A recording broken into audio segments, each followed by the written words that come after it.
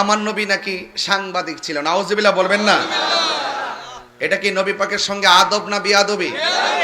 এটা শুধু বিয়াদবি না, নবী শব্দের অর্থ হলো গায়েবের খবর দেনওয়ালা।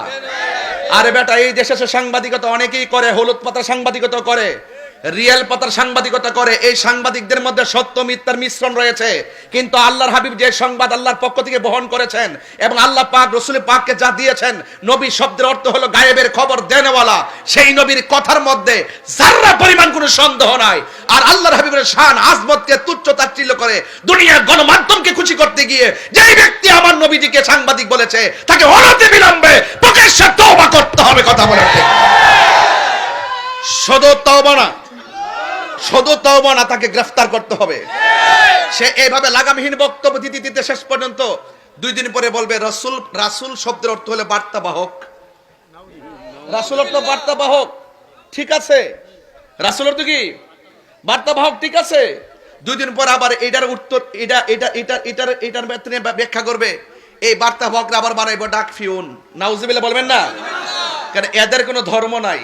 আমি আগেই বলছি, নীল নদের পানি যেমন নীল না, এদের মুখের ইসলাম ও ইসলাম না। কথা বলেন ঠিক না বেঠিক? গত পরশু দেখলাম যে আমিরে জামাত, জামাতের যে আমির, উনি তো জেনারেল শিক্ষিত আলেম না, এই জন্য ওনার আর কি বলতাম, উনি ধর্ম সম্পর্কে কতটুকু জানে আমি জানি না। কোন মাদ্রাসায় পড়ছে, কামিল পাস করছে না মুহাদ্দিস হইছে আমি জানি। ডাক্তার শফিকুর রহমান উনি কোন লেখাপড়া করছে, উনি আলেম কিনা, কোন মসজিদের খতিব আমি জানি না।